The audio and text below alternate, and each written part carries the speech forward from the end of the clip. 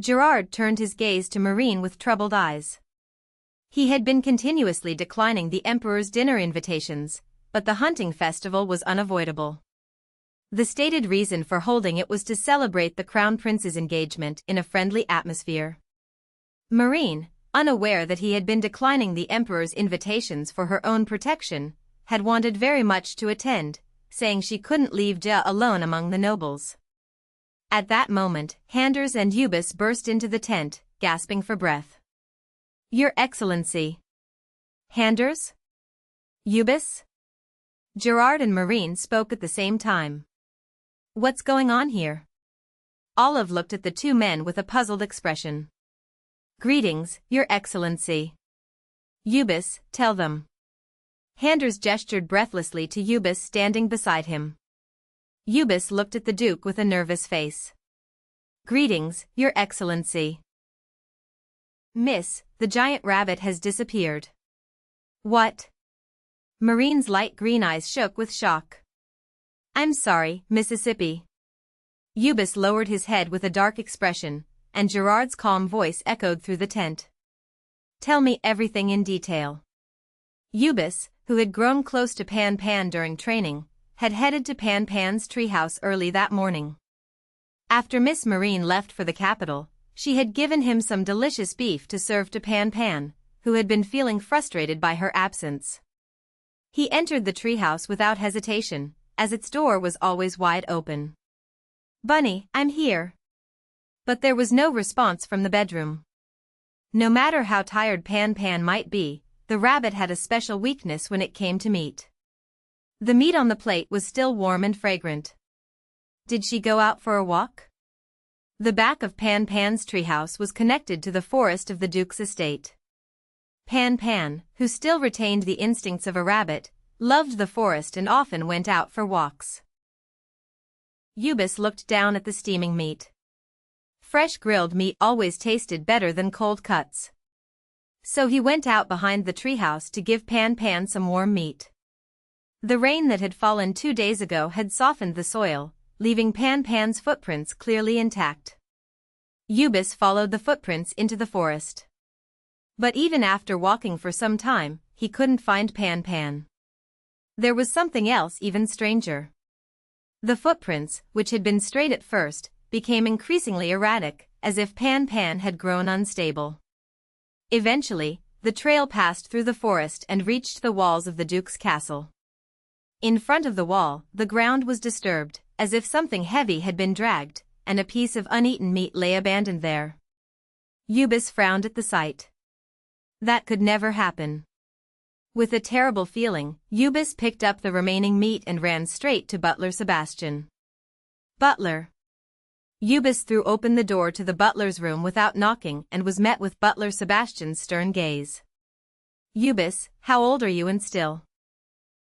He cut off Butler Sebastian's complaint with an urgent tone. "Pan Pan has disappeared. After eating meat and leaving some behind." "Pan Pan never leaves meat behind." Butler Sebastian jumped up with a startled expression. "Give it to me." Butler Sebastian took the meat and examined it with a wary look. Upon closer inspection, he noticed white powder mixed among the red flesh. "Is there anything else besides this?" "It looks like something was dragged away." Butler Sebastian gritted his teeth. He took a vial from a box on his desk and poured its contents onto the meat. Red bubbles immediately appeared on the surface. "What is this?" Ubis asked with a bewildered expression. "I'm testing what was put in the meat." "What was put in it?" Butler Sebastian, who always wore a composed smile, turned red as if barely containing his anger. "Blue bubbles indicate poison. Red bubbles like this indicate a sleeping drug." "A sleeping drug? Bring Handers to my office immediately." "Yes, sir." The butler quickly wrote a brief report and sent it off, then confronted Handers when he came running. Handers was the most capable of the knights. "If our message fails to arrive in time, you'll need to deliver it personally. His Excellency will likely guess who took the rabbit. Go to the Duke's residence in the capital as quickly as possible." Yes, understood. I want to go too. Yubis raised his hand from behind. When the butler looked at him, Yubis insisted with a determined face. Since I discovered this, I'm sure I can explain it best to His Excellency. Butler Sebastian considered for a moment and nodded sternly. Very well. You go with Handers. After Yubis finished his report, the tent fell into heavy silence. No one present could find the words to speak. Gerard raised his head and looked out of the tent with a deep, sharp gaze. The Emperor's face, smiling leisurely on the distant stage, was clearly visible. Gerard turned to the side, clenching his fists. Marin, her face pale, slowly raised her gaze and met his eyes. Her eyes were trembling as though shaken by an earthquake. The moment they spoke, they feared their terrible premonition would become reality, so they both stared at each other, unable to open their mouths. Transparent tears slowly formed in Marin's light green eyes. When Gerard saw this, he felt his heart shatter. Marin. It can't be true, can it? Marin shook her head, her vision blurring. Tears fell to the ground. Her body trembled as if chilled to the bone. No. It probably isn't. Marin kept repeating the same words. Gerard wrapped his arms around Marin's shoulders and gently pulled her into an embrace. Her heart was pounding wildly. Gerard, if Pan Pan is really, at that moment, the sound of drums echoed loudly throughout the hunting grounds. Marin's shoulders jerked in surprise. Her face turned white as she gripped Gerard's collar tightly. Her head turned toward the sound of the drums. At the sound of drums, all the nobles emerged from their tents. But strangely, a circular line had been drawn in the wide open space before the tents. The imperial guards surrounded the elevated platform where the emperor stood like a protective shield. The emperor, lounging lazily on his throne, looked down at the nobles gathered below. Listen well. We've prepared a special event before the hunting festival begins, so everyone may enjoy it.